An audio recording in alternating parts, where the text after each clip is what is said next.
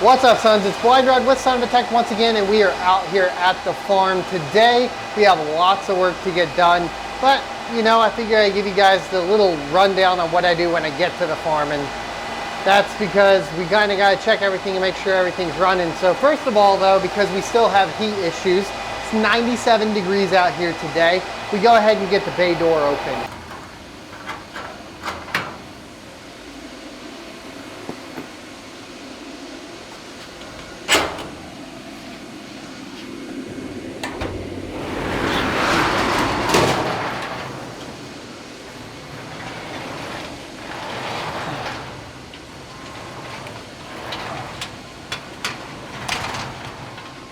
Now that that's complete, we go ahead and go over what our primary goals are for the day. Today, the primary goal is getting our host management services back online, because while the VMs are running, the management services are down. So I am working actually on the new CMC as well to get that going. Other things we're working on today is pretty exciting.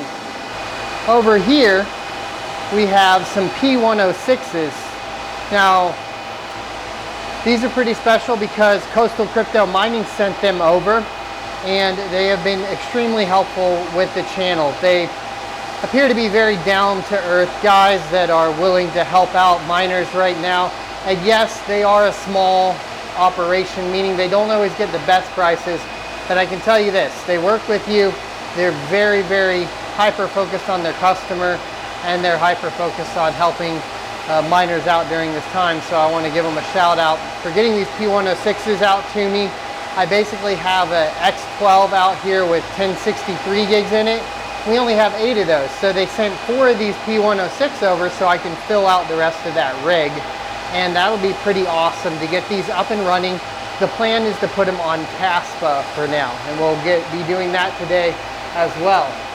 Now, we did build a CMC over here that we've been using to connect to manage everything at the farm. It is a Threadripper Gen 1 1950X with 64 gigs of RAM and a 6500 XT for video, and just a nice little 500 gigabyte NVMe drive, actually a 240 gigabyte, I think. Anyways, doesn't really matter. It's up and running, and we are installing Wavelink as well as OBS so we can get real-time capture for you guys here. So the next thing that I usually do, and we're going to be moving over this system to do it, is check out all of our mining rigs and see which ones have failed cards and see if we can get any quick fixes in on them while we're here. So I'm just going to go ahead and get all of the stuff installed that I need.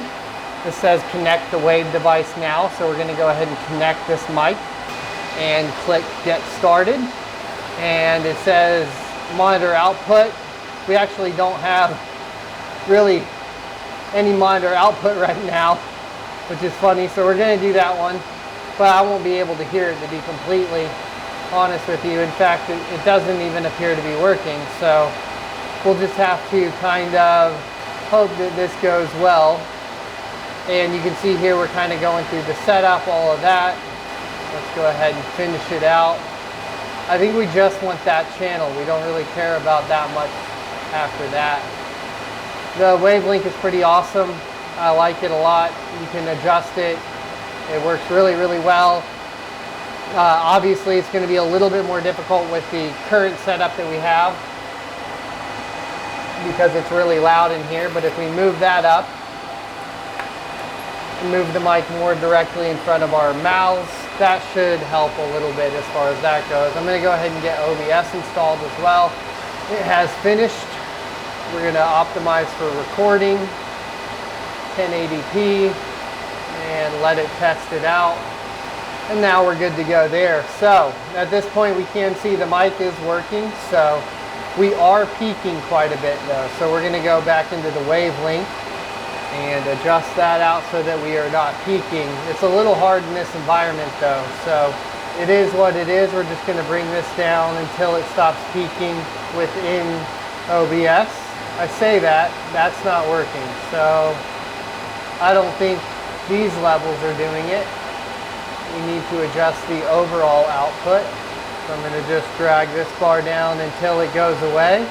Still peaking. and still peaking. And that doesn't appear to change anything either, which means we probably need to change what is going on here. So we're going to go ahead and pick the wavelength stream and click OK. That should allow us to turn this down, and boom, no more peaking.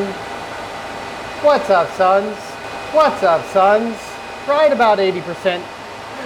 Seems to be where we want. I'm going to go ahead and add a screen. We're just going to do window capture, add, and boom. So now we have this completely sorted. We can get to essentially recording everything we need to record here.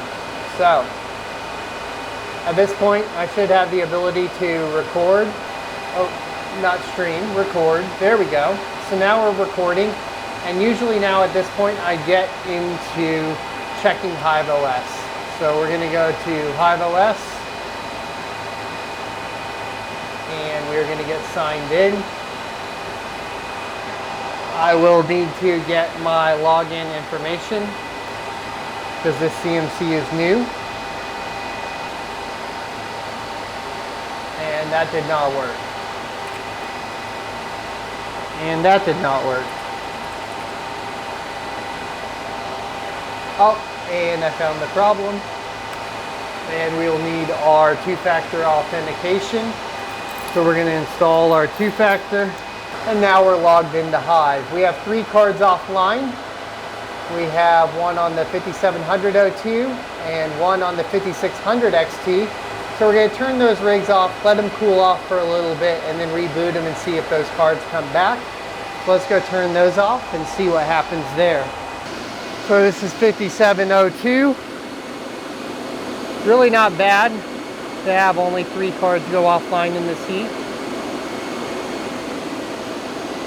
Shut that one down. And then this one is our 5600. And yes, they are labeled. However, not with professional labels, unfortunately, at this point, but we'll get to it.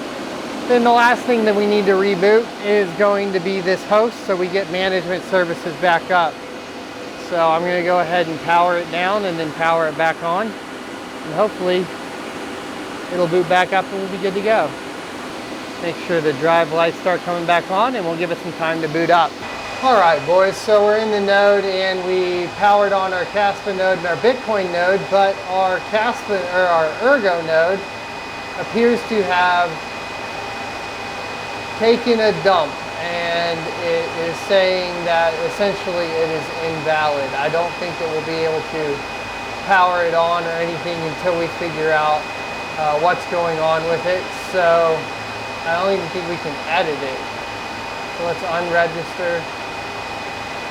And then let's register a VM. Register an existing VM. We're going to go to our data store in our RAID. Go to the ETC01 that we renamed. And they are all grayed out. See, here we have the VM registered there.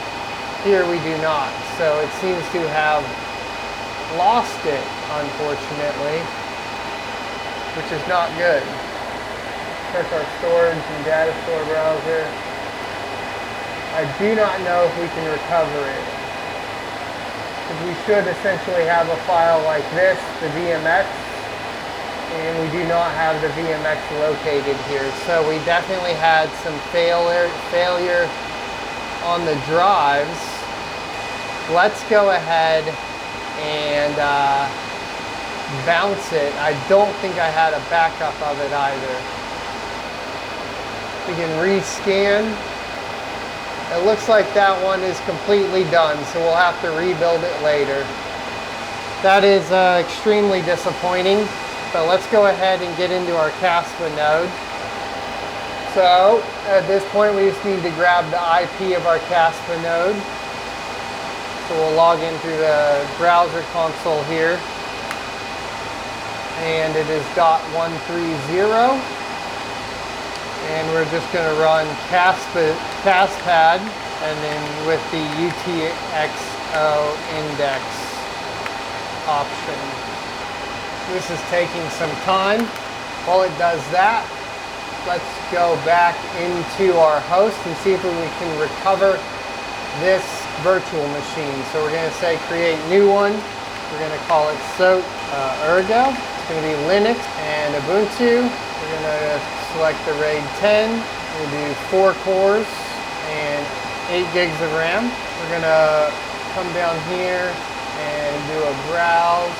Oh, I guess not. Let's see if we can add a new one. We should be able to add a hard disk, existing hard disk, come into here to our etc, and it doesn't see it. So unfortunately, we don't have the VMDK in here to recover it.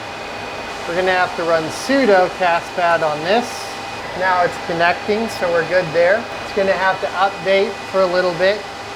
We're gonna do a control AD. We're gonna do screen S to name it, and we're going to open up a new screen for the wallet or the daemon.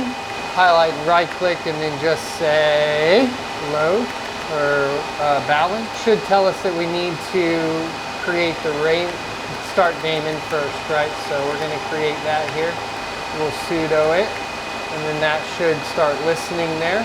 We're going to do a control AD. We're going to change directory into the bin. And we're going to run the Caspa wallet balance to make sure that it's working. And it's working. We have 1,002,968 Caspa in our wallet on the node right now. So at this point, we're going to go ahead and head back on over to our workers, and we're going to check a couple things out, right? So at this point, the GTX 1060s have connected, which is awesome. You can see here it applied it to the P106s. We have the new ones added in from Zotac. They're running at 62 degrees Celsius at 56 watts, doing the same hash rate, the 60 megahash a second on Caspa as the 1063 gigs, but with quite a bit less wattage, at least on a lot of them, right? This one's a little bit over.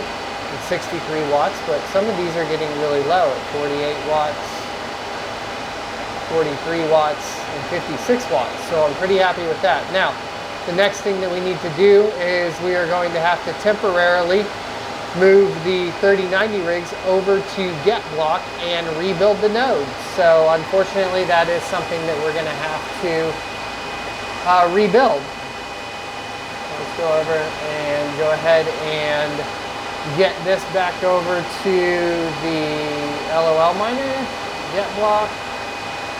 And head back over. We're going to hit the 3090.02 as well. Go to flight sheet, come down here, select the Ergo, and flight sheet that back over. And then I am going to go turn back on these rigs. We're going to clean all of these out as well, so we see if there's any issues on them later. Does look like we have some issues on 5703. Looks like some GPUs are struggling in this heat. And the RX 6000 series rigs, some GPUs struggling in this heat, but that is what it is. There's not much we can go ahead and do about that. I'm going to power on the rigs and then come back and get the Bitcoin node running again. Okay. I just kicked my computer. It's in a bad location. So let's go ahead and get the Bitcoin node up and running, since we have the Caspa node up and running and it's clearly working. You can see here that if we go into our flight sheet, by the way, as well, we are pointing to our local IP. We are currently still using the Caspa miner. Your mileage may vary with that miner. I know that we should check out some new miners as well, like BZ miner, etc. But I'm of the mindset, if this ain't broke, don't fix it, because at this point, we're just running some 1063 gigs in solo mode. Okay, so let's go ahead and get PuTTY open and load on our Bitcoin node and open that up. We are going to run a screen-s and call it node. Oh, we got to log in first. Getting ahead of myself. Reopen PuTTY. Load up the Bitcoin node. I think I typed it in wrong. Oh, we are in. So now we'll do the screen -s node, and then we'll change directory into our Bitcoin 23 folder or our Bitcoin folder. I don't remember if they put it in here, right? So, no. Change directory into Bitcoin 23. Change directory into the bin. There we go. We're just going to run Bitcoin D. And this one's going to have to resync all the way up again. So we'll check this one out after it syncs up. I just want to make sure that it's running. And we still have to work on this to get it solo mining. So that's kind of where we're at as far as all of that goes. Now we do have, let's see if it picked it up. Home Bitcoin blocks. Bitcoin cookie, Bitcoin wallets. What about the configuration file? It doesn't seem to note that it's picking up the configuration file. All right, so our Ergo node is down. This is our Antminer S19J Pro, which we are keeping right now at 62 degrees Celsius. And it is mining on Solo CK Pool. It's actually under the wrong worker name because we have 2 worker names running under this. I'll show you that one as well. I believe it is under 7.1. There we go. And it is doing about 8,500. What is the... This one doesn't report temperature very well, unfortunately. This is the Koi miner, and I can only run it when I'm in the office because I can leave the front door open.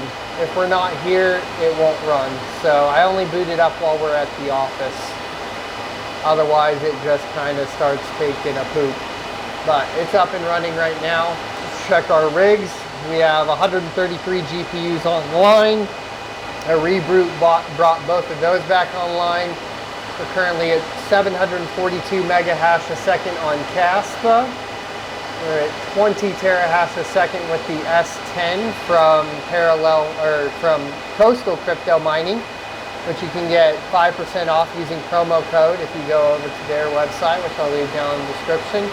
4.76 gigahash a second on Ethereum, and then so far I think it's 1.85 gigahash a second on Ergo through GetBlock until we build our node back up. Alrighty, son, so that's a day in the life at the farm for today. I will be heading home to stream live on twitch.tv/blindrun because we have a stream scheduled for 6 p.m.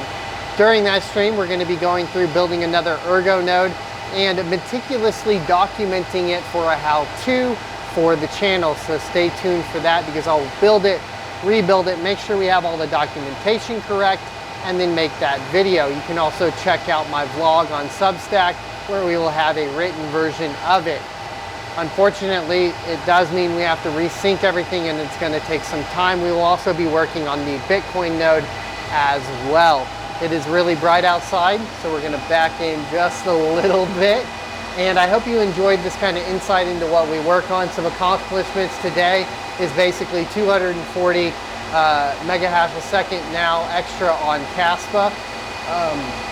The host is back up and running, and we do have 2 more hosts. I'm waiting on some hard drive caddies that we're going to be doing to build out a new host. Obviously, this one's getting a little old. It's having some issues. We might need to rebuild the ESXi image on it, but for today, the primary goal is to get home and get the stream done. We also do a stream every morning at 9:45 a.m. Central Time, so check that out.